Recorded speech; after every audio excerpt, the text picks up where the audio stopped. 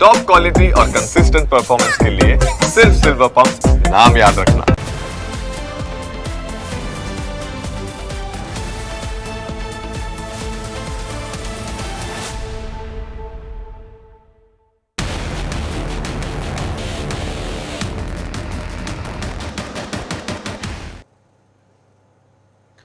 મફત પ્રાથમિક શિક્ષણ દરેક બાળકનો અધિકાર છે, પણ આ અધિકાર ઉપર મારવામાં આવી રહી છે મોટી તરાપ। નેતાઓ સ્માર્ટ ક્લાસના દાવા કરે છે, પરંતુ વિદ્યાર્થીઓ માટે સ્માર્ટ ક્લાસની વાત તો દૂર રહી, કોઈ પણ ક્લાસ જ નથી। એક જ શાળાના વિદ્યાર્થીઓ 3 જુદી જુદી જગ્યાએ અભ્યાસ કરવા માટે મજબૂર બન્યા છે। વિદ્યાર્થીઓના ભણતરની આ મહામુશ્કેલી કોઈ અંતરિયાળ ગામની નહીં, પણ મહેસાણા નગરપાલિકામાં સમાવાયેલા હનુમંત હેડુવા ગામની છે, જ્યાં 2 વર્ષ પહેલા શાળાનું મકાન ભયજનક જાહેર કરી શાળા બંધ કરી દેવાઈ, પરંતુ વિદ્યાર્થીઓના અભ્યાસ માટે કોઈ જ પ્રકારની વૈકલ્પિક વ્યવસ્થા કરવામાં ન આવી, જેના કારણે આજે વિદ્યાર્થીઓનું ભાવિ અધ્ધરતાલ થઈ ગયું છે। તેમના ભણવાનું સ્થળ નક્કી નથી હોતું, ક્યારેક ઘરની ઓસરી, ક્યારેક ખુલ્લામાં, તો ક્યારેક કોઈના હોલમાં ભણવા મળે છે। ના અહીં ડિજિટલ ઉપકરણો હોય છે કે ના હોય ભણવામાં પણ પૂરતા સાધનો। શાળામાં કુલ 175 વિદ્યાર્થીઓ અભ્યાસ કરે છે, તેમને 2 પાળીમાં બોલાવીને ખુલ્લામાં જ અભ્યાસ કરાવવામાં આવે છે। આ દ્રશ્યો શિક્ષણનું ગુણવત્તા સુધારવાના દાવાઓને પોકળ સાબિત કરે છે। દ્રશ્યો નવા પ્રોજેક્ટના અમલીકરણનો છેદ ઉડાવી રહ્યા છે। આ દ્રશ્યો શિક્ષણ તંત્રની નબળી કામગીરીનો પુરાવો આપે છે। આ દ્રશ્યો જ કહી આપે છે કે શિક્ષણ તંત્રને બાળકોના અભ્યાસ સાથે કોઈ જ લેવા દેવા નથી, કારણ કે આ સમસ્યા આજકાલની નહીં, પણ છેલ્લા 2 વર્ષથી છે। 2 વર્ષથી વિદ્યાર્થીઓનો અભ્યાસ બગડી રહ્યો છે। અમારું ભવિષ્ય બગડે ઉપરાંત કોઈ જવાબદારી લેશે? કેટલા વર્ષથી આવી સ્થિતિ છે? 2 વર્ષથી આવું છે, આજે કરીએ કાલે કરીએ પણ કોઈ નિકાલ લાવતા નહીં શાળાનો। તો અમારું છોકરાનું ભવિષ્ય બગડશે તો જવાબદારી લેશે? આપને ગામ લોકો આ બાબતે કોઈ રજૂઆત કરી છે? રજૂઆત કરી હતી, પણ પાછી મીટિંગ કોઈ પેલું કરવા માંગતું જ નહીં, શાળામાં બનાવવા માટે કોઈ તૈયાર જ થતું નહીં ને। તો અમારા છોકરાનું ભવિષ્ય બગડશે, એમની જવાબદારી લેવી પડશે। જો શિક્ષક ઈચ્છે તો પણ વિદ્યાર્થીઓને સારી રીતે ભણાવી શકે તેવી સ્થિતિ નથી। કોઈ મહાનગરપાલિકાની શાળાની આવી હાલત હોય તો તમે કલ્પના કરો કે નાનકડા અંતરિયાળ ગામડાઓની શું હાલત હશે। શાળાના શિક્ષકોનું કહેવું છે કે તેઓ વિદ્યાર્થીઓને કેવી રીતે અભ્યાસ કરાવે છે તે તેમનું મન જાણે છે।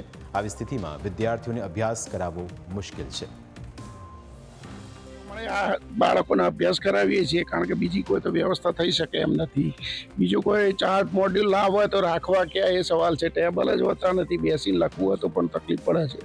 એક બાજુ સરકાર પ્રાથમિક શિક્ષણના ગુણવત્તા સુધારણાની વાતો કરી રહી છે, બીજી બાજુ આવા દ્રશ્યો છે।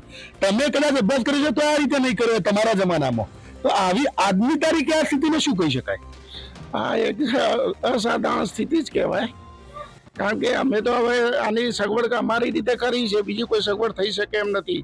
સ્કૂલો તો અમને ના પાડી છે બેસાડવાની, એટલે અમે ત્યાં બેસાડી શકીએ નહીં, એટલે હવે અમારે બીજો વિકલ્પ આવો જ અજમાવવો પડે। બીજે ગામમાં ક્યાંય સગવડ છે નહીં બેસાડવાની।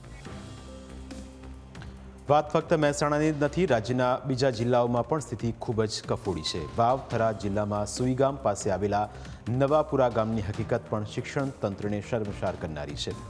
પતરાના શેડવાળી નવાપુરા ગામની શાળા પડું થઈ રહી છે। શાળાની ચારે બાજુ દિવાલોના પોપડા ખરી પડ્યા છે। શાળામાં ન લાઇટ છે, ન પંખા છે।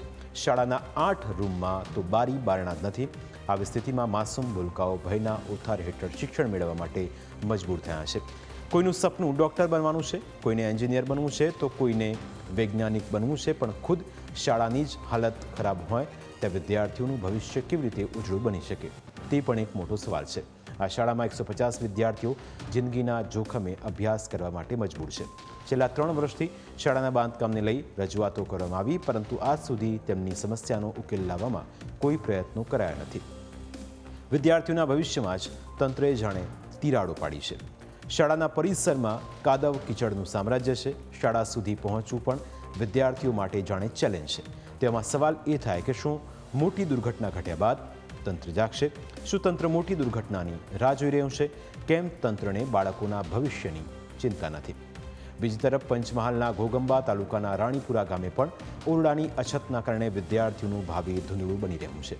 રાણીપુરા મુખ્ય પ્રાથમિક શાળામાં ધોરણ 1 થી 8ના 315 જેટલા વિદ્યાર્થીઓ અભ્યાસ કરી રહ્યા છે. આ શાળામાં 8 ઓરડા બનાવવામાં આવ્યા હતા, પરંતુ તેમાંથી 6 ઓરડા જર્જરિત હોવાથી સરકાર દ્વારા ડિસમેન્ટલ કરવાનો આદેશ કરાયો હતો. જે મુજબ ઓરડા ડિસમેન્ટલ કરી દેવાયા હતા.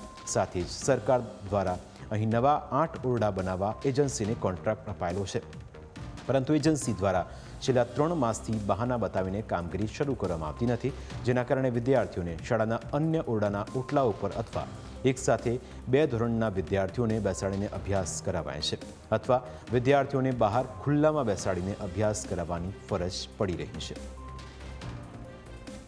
અમને ઓરડા નથી એટલે 1 ધોરણમાં 2 ધોરણના છોકરાઓ બેસાડે છે, એટલે અમને સારું શિક્ષણ નથી મળતું.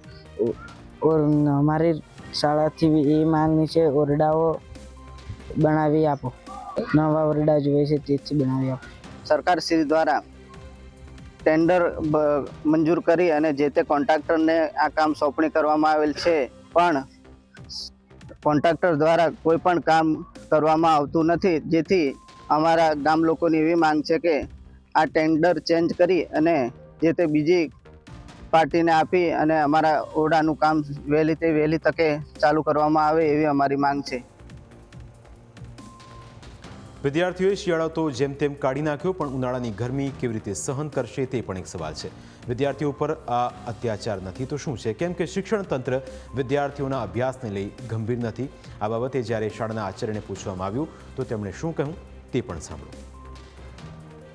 અવારનવાર એજન્સીનો પણ સંપર્ક મેળવીને એમને ફોન દ્વારા પણ વાત કરી કે વહેલી તકે તમે કામ શરૂ કરો, પણ પહેલાં કે અમે ઉત્તરાયણ પછી શરૂ કરીશું, 26મી પછી શરૂ કરીશું, પણ આજ દિન સુધી લગભગ 3 થી 4 મહિના થયા કોઈ કામ શરૂ કરેલ નથી. રસ્તો વાહન આવે ન એવો હતો, એ પણ કામગીરી રસ્તાનું સમારકામ પણ કરેલું છે, જેથી માલ લાવવા લઈ જવામાં કોઈ તકલીફ ના પડે. એ માટે TRP સાહેબને પણ અમે ધ્યાને દોર્યું હતું અને વહેલી તકે કામ શરૂ થાય શાળાના નવીન ઓરડાઓનું.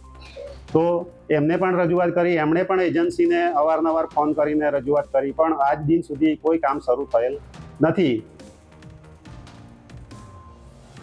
મહત્વનું છે કે એક તરફ ગુજરાતના શિક્ષણ મોડલના આખા દેશમાં ગુણગાન ગાવામાં આવે છે, પરંતુ આજે અનેક શાળાઓ એવી છે જે વિદ્યાર્થીઓને નવું કંઈ શીખવાડી શકાય તેવી સ્થિતિ નથી, કારણ કે શાળાઓ જર્જરિત છે. શાળાઓ ભાડાના મકાનમાં ચાલે છે. શાળાઓમાં ઓરડાનો અભાવ છે. શાળામાં શિક્ષકોની અછત છે. એટલે શિક્ષણ તંત્રે વિદ્યાર્થીઓને જાણે કહી દીધું છે કે તમે અછત સાથે ભણવાનું શીખી લો, કેમ કે અમે આનાથી સારી સુવિધા આપી શકીએ તેમ નથી. અમારી આવડત નથી અથવા તો અમારી નીતિ નથી. શિક્ષણ તંત્ર આધુનિક બનવાનો દાવો કરી રહ્યું છે, પરંતુ આ આધુનિકતા શાળાના પડેલા પોપડાઓમાં છે. આ આધુનિકતા શાળામાં પડેલી તિરાડોમાં છે. તેવામાં આશા રાખીએ કે શિક્ષણ તંત્ર વ્યવસ્થામાં સુધારો કરે, કારણ કે સરકાર તેના માટે બજેટ પણ ફાળવે છે. આ બજેટ ક્યાં વપરાય છે તે પણ એક મોટો સવાલ છે. પ્રાઇમ 9માં આજે બસ આટલું જ. ફરી મળીશું આપણે સ્પર્શતા મુદ્દા સાથે. ત્યાં સુધી રજા આપશો. નમસ્કાર.